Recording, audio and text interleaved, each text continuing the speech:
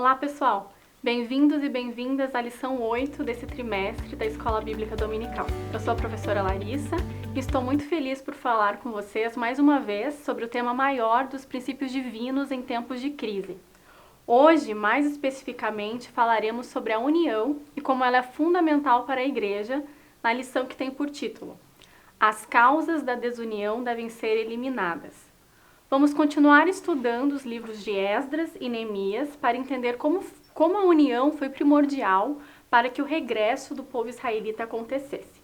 Também vou falar um pouco sobre a importância da união para nós cristãos e sobre como a nossa fé enxerga a necessidade de mobilização contra a injustiça social. Espero que ao fim dessa aula você esteja preparado e preparada para se aprofundar ainda mais nesse assunto. Que você sinta motivação para conhecer mais a Cristo e como o caráter dele deve ser comunicado através das nossas vidas. Então vamos lá! Nas últimas aulas, já conversamos sobre o retorno do povo israelita do cativeiro babilônico. Com a ordem dada por Ciro, em cumprimento à profecia do profeta Jeremias, os judeus puderam retornar a Canaã. No período estudado, houve o retorno de 3 levas do povo. A primeira, liderada por Zorobabel, a segunda, liderada por Esdras, e a terceira, liderada por Neemias. Na aula passada, os professores Paulinho e Sandy falaram sobre as reformas espirituais lideradas por Esdras e Neemias, com o objetivo de que o povo de Deus fosse separado dos costumes pagãos dos babilônicos e dos povos que habitavam a Judéia e as regiões circunvizinhas. Esses costumes eram desafios externos que o povo enfrentava ao longo da sua missão de retornar à terra para consolidar a restauração do templo e da sua própria cultura. Mais ainda, vimos como o povo de Deus precisa se separar do mal e do pecado para desenvolver uma vida de santidade. Agora, vamos falar dos desafios internos que marcaram o retorno dos judeus a Canaã, evidenciados principalmente pela existência de graves injustiças sociais cometidas no meio do povo. Em Neemias, lemos como os judeus venceram esses desafios graças à união. Eles se uniram em torno do propósito de reconstruir o muro e de buscar coesão, para que cada um pudesse desempenhar a sua função e o seu dom rumo ao mesmo objetivo. Foi assim que eles venceram os desafios externos e internos, que dificultavam a execução das tarefas necessárias à reconstrução. Todo esse trajeto de trabalho conjunto do povo está registrado em Neemias 4, entre os versículos 19 e 23. Eu vou ler para vocês e vocês também podem acompanhar nas suas Bíblias. Então, expliquei aos nobres, aos oficiais e ao restante do povo. A obra é extensa e estamos muito separados uns dos outros ao longo do muro. Quando ouvirem o toque da trombeta, corram para onde ele soar. Nosso Deus lutará por nós. Trabalhávamos o dia inteiro, do nascer ao pôr do sol, e metade dos homens estava sempre de guarda. Nesta ocasião, eu disse aos que moravam fora dos muros que passassem a noite em Jerusalém. Assim, eles e seus servos poderiam ajudar na guarda à noite e trabalhar durante o dia. Nenhum de nós, nem eu, nem meus parentes, nem meus servos, nem os guardas que estavam comigo, trocava de roupa. Carregávamos sempre nossas armas, até mesmo quando íamos beber água. A partir desse trecho, a gente percebe a intensidade com que a reconstrução dos muros foi realizada, e como o alicerce da união dos judeus era a crença em um único Deus. De uma maneira semelhante, a nossa união hoje é fundada na crença em um só Deus, um só Senhor e Salvador, Jesus Cristo. Como igreja, precisamos da união. Ao longo de toda a Bíblia, encontramos registros sobre a importância da união. Por isso, antes de prosseguir com o tema, faço questão de te lembrar alguns deles. Você provavelmente conhece muito bem o Salmo 133, em que está escrito: Como é bom e agradável quando os irmãos vivem em união, pois a união é preciosa como o óleo da unção que era derramado sobre a cabeça de Arão e descia por sua barba até a bainha de suas vestes. É revigorante como o orvalho do Monte Hermon, que desce sobre os montes de Sião. Ali o Senhor pronuncia sua bênção e dá vida para sempre. Outro trecho importante está em Atos 5, entre os versículos 12 e 16. Nele, a gente percebe como a união produz frutos. Vamos ler esse trecho também. Os apóstolos realizavam muitos sinais e maravilhas entre o povo. Todos se reuniam regularmente no templo, na parte conhecida como Pórtico de Salomão. Quando se reuniam ali, ninguém mais tinha coragem de juntar-se a eles, embora o povo estivesse em alta consideração. Cada vez mais pessoas, multidões de homens e mulheres criam no Senhor. Como resultado, o povo levava os doentes às ruas em camas e macas para que a sombra de Pedro cobrisse alguns deles enquanto ele passava. Muita gente vinha das cidades ao redor de Jerusalém trazendo doentes e atormentados por espíritos imundos, e todos eram curados. O trecho de Atos nos mostra como a união produzia grandes frutos na igreja primitiva. À medida que mais pessoas se reuniam no propósito de crer e servir ao Senhor Jesus, mais a obra prosperava e milagres aconteciam. No Novo Testamento temos outra passagem muito importante em Efésios 4, versículos 3 a 7. Ao ler o trecho, percebam como a unidade não significa uniformidade, ou seja, nosso objetivo não é, de forma alguma, buscar uma linha de produção de pessoas iguais, que pensam de maneira idêntica ou fazem as mesmas coisas. O texto diz assim: façam todo o possível para se manterem unidos no Espírito, ligados pelo vínculo da paz, pois há um só corpo e um só Espírito, assim como vocês foram chamados para uma só esperança. Há um só Senhor, uma só fé, um só batismo, um só Deus e Pai de tudo, qual está sobre todos, em todos e vive por meio de todos. A cada um de nós, porém, ele concedeu uma dádiva, por meio da generosidade de Cristo. O que a Bíblia está apontando nesse trecho é o valor de cada ser humano. Deus ama todos os seres humanos e oferece a salvação como dom gratuito disponível a todos. Por isso, as Escrituras dizem em Gálatas 3:21 que todos são um em Cristo Jesus. O Senhor não faz acepção de pessoas. Por isso, na igreja, a unidade e a igualdade dizem respeito ao idêntico valor e idêntico amor que Deus nutre por todos nós. Mas não significa uniformidade de pensamento, até porque uma das belezas da criação de Deus está na composição de cada ser humano como ser único, com pensamentos, disposições e dons que são só seus. E claro, que se constroem de acordo com seu entorno. O texto de Coríntios 12 também reforça esse posicionamento ao ressaltar a unidade do corpo de Cristo, mas também a multiplicidade de dons que são concedidos pelo Espírito a cada um para a edificação coletiva da igreja. Lá, antes de citar alguns possíveis dons para a igreja, o apóstolo Paulo afirma no versículo 7: a cada um, porém, é dada a manifestação do Espírito, visando ao bem comum. Vale ainda ressaltar que na obra Teologia Sistemática, uma perspectiva pentecostal, Michael L. Duzin aponta como a diversidade é necessária para o bom funcionamento do corpo de Cristo. E como já vimos nos textos bíblicos, essa diversidade é identificada na operação dos diferentes dons espirituais. Deus não chama todos ao mesmo dom ou ministério. Como acontece com o corpo humano, nós somos como os vários sistemas e órgãos que operam em conjunto. A igreja funciona melhor quando cada parte cumpre com eficiência a sua vocação. Resumindo, a igreja é uma unidade complexa. Ela é uma no Senhor, um único corpo de Cristo, mas ainda assim também formada por várias unidades complexas que são os membros desse corpo. Para você estudar mais sobre união, que é um conceito central na nossa fé, vou trazer mais alguns pontos nos quais você pode se aprofundar após essa aula. Na obra Cristianismo Puro e Simples, o C.S. Lewis aponta que o Deus a quem nós servimos é um Deus único, ou seja, uma unidade, mas uma unidade complexa, formada pelo Pai, pelo Filho e pelo Espírito Santo. Por isso, ele é chamado Deus triuno. Os três constituem um único Deus. Os três são só um, ou seja, eles são coessenciais, o que quer dizer que eles apresentam uma essência idêntica. E para explicar esse conceito tão complexo, o autor faz uma analogia com a geometria para que a gente imagine tudo isso. Ele explica como o nosso nível, o nível humano, é simples, da mesma forma que em duas dimensões um quadrado é uma figura. Duas pessoas então são dois quadrados e duas figuras separadas. Agora, no nível divino, na dimensão de Deus, encontramos um ser que são três pessoas, Do mesmo modo, guardadas as devidas proporções, como um cubo é formado por 6 quadrados, mas em uma única forma geométrica. Essa analogia está lá na página 213 do livro Cristianismo Puro e Simples, e caso você queira se aprofundar nesse tema depois. É claro que a Trindade não é só isso, gente. Essa é uma analogia, uma figura que o C.S. Lewis utiliza para ajudar a tentar imaginar algo tão complexo e além da compreensão humana.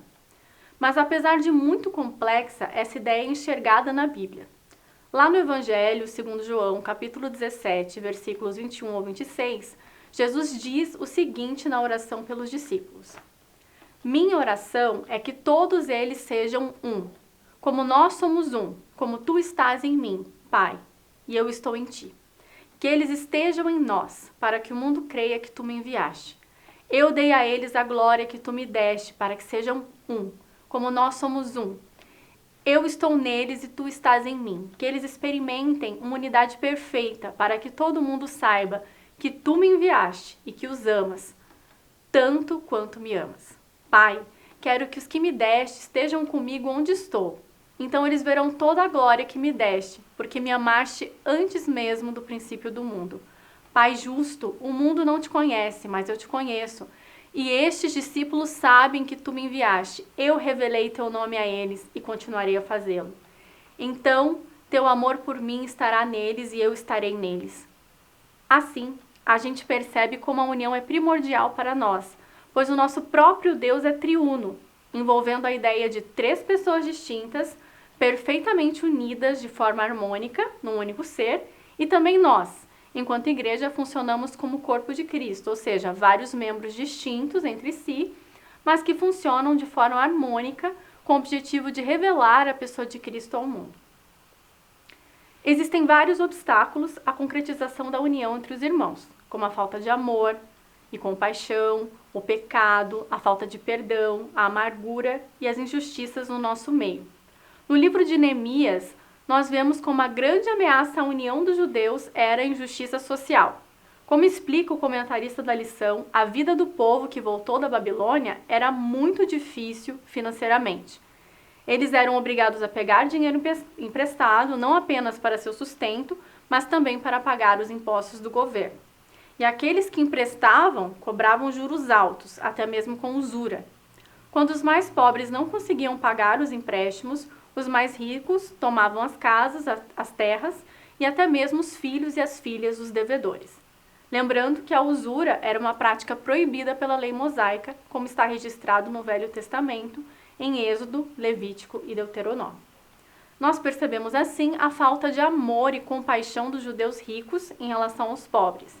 Desde o livro do profeta Isaías, nós já vemos várias advertências contra aqueles que dizem servir a Deus, mas nada fazem quando vem a injustiça e o sofrimento dos desafortunados. E no Novo Testamento, essa falta de amor continua sendo alarmante. Na carta do apóstolo Tiago, lemos advertências sérias contra os ricos opressores, que se enriquecem às custas do sofrimento e da exploração contra os mais pobres. No capítulo 5, nos versículos 3 e 4, nós verificamos claramente isso quando o apóstolo diz: O ouro e a prata de vocês enferrujaram, e a ferrugem deles testemunhará contra vocês, e como fogo lhes devorará a carne. Vocês acumulam bens nesses últimos dias. Vejam o salário dos trabalhadores que ceifaram os seus campos e que vocês retiveram com fraude. Está clamando contra vocês.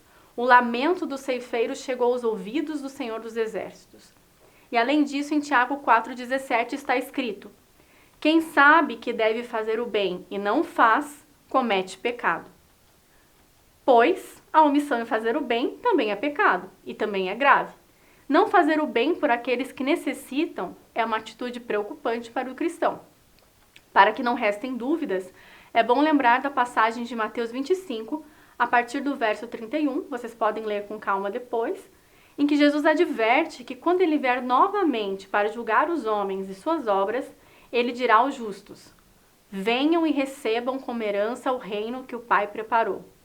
Porque tive fome, e vocês me deram de comer. Tive sede, e me deram de beber. Estava nu e me vestiram. O texto prossegue dizendo que os justos, diante disso, perguntam para Jesus: Senhor, quando te demos de comer, te demos de beber e te vestimos? Aí Jesus responde: em verdade eu digo a vocês que, quando vocês fizeram isso ao menor desses irmãos, foi a mim que vocês fizeram. E por outro lado, Jesus diz aos injustos que quando eles não fizeram essas coisas, foi também a ele que eles não fizeram. Então, diante disso, não resta dúvida de que deixar de fazer o bem, podendo fazê-lo, é sim um pecado. E os que assim procederam foram comparados nessa passagem a bodes, em contraposição aos justos, que seriam as ovelhas. E vejam que esse pecado foi considerado particularmente grave, pois essas pessoas não herdaram o reino dos céus. Percebam que, assim como Jesus disse que quem deu comida, deu bebida a uma pessoa necessitada, deu a ele, ele também disse que quem não socorreu o necessitado, não socorreu a ele. Com isso, ele nos mostra que pecar contra nosso irmão é pecar contra Cristo. E, em momentos de crise, como o que vivemos hoje, podem surgir ainda mais situações em que vamos precisar ter consciência e agir para ajudar quem precisa. Segundo a pesquisa Global Social Mobility Index 2020, estamos na posição 60 do ranking de mobilidade social entre 82 posições. Ou seja, para uma pessoa brasileira que nasce em condições de pobreza, por exemplo, levaria em torno de 175 anos ou 9 gerações para melhorar as suas condições de vida. Isso é muito preocupante. Como cristãos, nosso papel é não nos conformarmos com a injustiça social e nos unirmos em generosidade e compaixão pelo nosso próximo. E o exercício dessas características não nasce em nós assim tão facilmente. Por isso, precisamos da ajuda de Deus para que os nossos corações sejam tocados pela injustiça ao nosso redor e para que sejamos capazes de nos mobilizar contra isso, cada um segundo a sua vocação. Assim como ele chama pessoas para trabalharem na linha de frente contra a injustiça e os abismos sociais, ele também vocaciona outras pessoas para ajudarem da maneira que podem, seja financeiramente, seja por meio da oração. Mas o primeiro passo ainda é termos um coração sensibilizado ao nosso próximo. Nosso papel como cristãos não é, de modo algum, culpar as pessoas que sofrem por estarem nessa condição, ou criticá-las como se vivessem em condições precárias porque merecem isso. Até porque nós mesmos não merecemos o amor de Deus e somos dependentes da sua graça. E precisamos reconhecer que é por esse amor que também vamos amar o nosso próximo e ser capazes de nos posicionar contra as injustiças sociais, as quais, como vimos em várias referências bíblicas, não agradam a Deus. Um pregador do cristianismo primitivo, chamado João Crisóstomo, dizia o seguinte: talvez alguns de vocês me digam, todos os dias o seu discurso é sobre a cobiça, mas todos os dias Deus é blasfemado por causa de nós, por causa das nossas expoliações, da nossa ganância. Essa frase me faz pensar em como é importante mantermos a pauta da injustiça social fresca nos nossos corações, principalmente em momentos como o que vivemos. Mais que isso, precisamos viver de acordo com a vontade do Senhor, porque quando, enquanto cristãos, deixamos de seguir o exemplo que Cristo nos deixou, não estamos agindo como seus verdadeiros seguidores. Pelo contrário, como disse João Crisóstomo, por nossa ganância chegamos a blasfemar o nome de Deus. Lembrando que a Bíblia, em momento algum, reforça injustiças sociais. Pelo contrário, como assinala o teólogo William Lane, em matéria da revista Ultimato deste ano, Deus não se prende às desigualdades sociais, culturais e religiosas que nós perversamente criamos ou reforçamos para determinar quem merece tratamento diferenciado.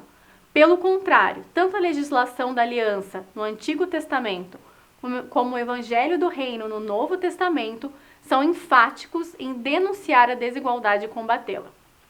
Precisamos lembrar que nossa identidade em Cristo deve necessariamente gerar reflexos, efeitos nos nossos relacionamentos, na forma como nos relacionamos com as pessoas. Esta questão é tão central, tão importante do relacionamento, do amor ao próximo, que ela é incluída nos 10 mandamentos, lá no Antigo Testamento, assim como na oração que o Senhor ensinou aos discípulos lá em Mateus 6. A responsabilidade em relação ao próximo é enfatizada em toda a Bíblia. Por isso, William Lane arremata dizendo que esses e outros ensinamentos devem nos inspirar a sermos seguidores de Jesus, fiéis à sua mensagem e comprometidos com o combate às diversas formas de desigualdade existentes na atualidade. Voltando ao livro de Neemias, depois de toda essa reflexão sobre a injustiça social, conseguimos entender melhor por que ela era a causa de intensos desafios internos entre o povo. No capítulo 5 de Neemias, lemos como os impostos cobrados pelo Império Persa eram muito altos, o que fez com que os pobres precisassem tomar dinheiro emprestado dos ricos. Por causa disso, muitos judeus caíram sob servidão de seus próprios irmãos. A Bíblia relata como Neemias ficou indignado com essa situação e teve coragem de confrontar a injustiça de seus irmãos judeus. No versículo 8 ele diz: "Temos feito todo o possível para resgatar nossos irmãos judeus que se venderam a estrangeiros, mas agora vocês os vendem de volta à escravidão? Quantas vezes precisaremos resgatá-los?" E eles não tinham nada a dizer em sua defesa. Então, na sua posição de líder, Neemias pediu que os judeus ricos devolvessem os campos, os vinhedos, os olivais e as casas de seus irmãos pobres, assim como os juros cobrados. E a sua proposta foi acatada. Por isso, Neemias dá um exemplo importante de como a liderança pode atuar para resolver problemas e buscar a paz. Quando lemos o capítulo 5 com atenção, percebemos que esse líder passou por 3 etapas ao enfrentar a injustiça social que assolava o povo judeu. Na primeira, ele se indignou com o pecado dos judeus ricos, por sua falta de amor ao próximo e compaixão, por sua insensibilidade com o sofrimento de seus irmãos, que acabavam de ter sido libertos do cativeiro babilônico para sofrerem outra forma de cativeiro. Na segunda, ele reservou o tempo adequado para refletir sobre a questão e para encontrar a melhor solução. E na terceira, ele foi corajoso e confrontou o povo em relação ao seu pecado. E através disso conseguiu aplacar a injustiça contra seus irmãos em necessidade. Da mesma forma, nós não podemos nos esconder diante da injustiça, precisamos nos posicionar contra ela e nos engajar pela causa do pobre e do oprimido.